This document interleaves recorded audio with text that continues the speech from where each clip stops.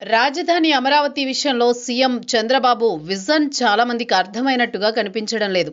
అమరావతిని ప్రపంచ స్థాయి నగరంగా, మరీ ముఖ్యంగా దేశంలోని అతిపెద్ద రాజధానిగా తీర్చిదిద్దాలన్నది చంద్రబాబు ప్రధాన ఉద్దేశం. ఈ క్రమంలోనే రాజధాని విస్తరణపై పెద్ద ఎత్తున దృష్టి పెట్టారు.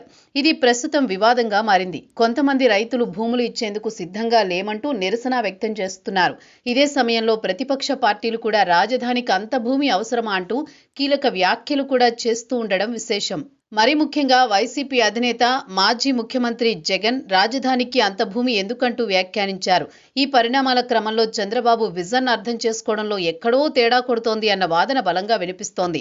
వాస్తవానికి గత 2015లో జరిగిన భూ సమీకరణ సమయంలో రాజధాని ప్రాంతానికి 33,000 ఎకరాల రైతుల నుంచి తీసుకుంటున్నట్టు సీఎం చంద్రబాబు ప్రకటించారు.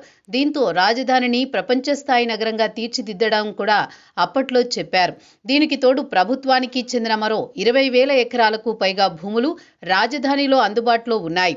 అయితే గత ఎన్నికల్లో విజయం దక్కించుకున్న తర్వాత రాజధాని విషయంపై మరో వ్యూహాన్ని చంద్రబాబు అమలు చేస్తున్నారు. పెరుగుతున్న జనాభాకు, రాబోయే పరిశ్రమలకు, అదేవిధంగా అభివృద్ధిని దృష్టిలో పెట్టుకుని ఇప్పుడున్న 33,000 ఎకరాలు సరిపోవన్నది చంద్రబాబు ప్రధాన ఉద్దేశం. దీంతో పాటు ఇప్పటికే రైతుల నుంచి సేకరించిన భూములు, వాటిని ఇవ్వవలసినటువంటి కమర్షియల్ ఫ్లాట్లు, అదేవిధంగా నివాసయోగ్యమైన ఫ్లాట్లను కేటాయించేందుకు మరిన్ని భూములు అవసరమని భావిస్తున్నారు. రాజధాని నగరం ఒలింపిక్ స్థాయి క్రీడలు నిర్వహించేలా అంతర్జాతీయ క్రీడా మైదానాన్ని ఏర్పాటు చేయాలని, దీంతో పాటు స్పోర్ట్స్ సిటీతో రాజధానికి కొత్త హంగులు అద్దాలని చంద్రబాబు భావిస్తున్నారు.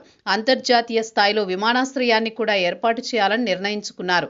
రాజధాని అంటే ఎప్పటికప్పుడు జనాభా పెరుగుతుంది, వనరులు పెంచాల్సిన అవసరం కూడా వస్తుంది. ఉదాహరణకు హైదరాబాద్ను తీసుకుంటే గత 20 ఏళ్ల కంటే ఇప్పుడు జనాభా 2 రెట్లు పెరిగింది.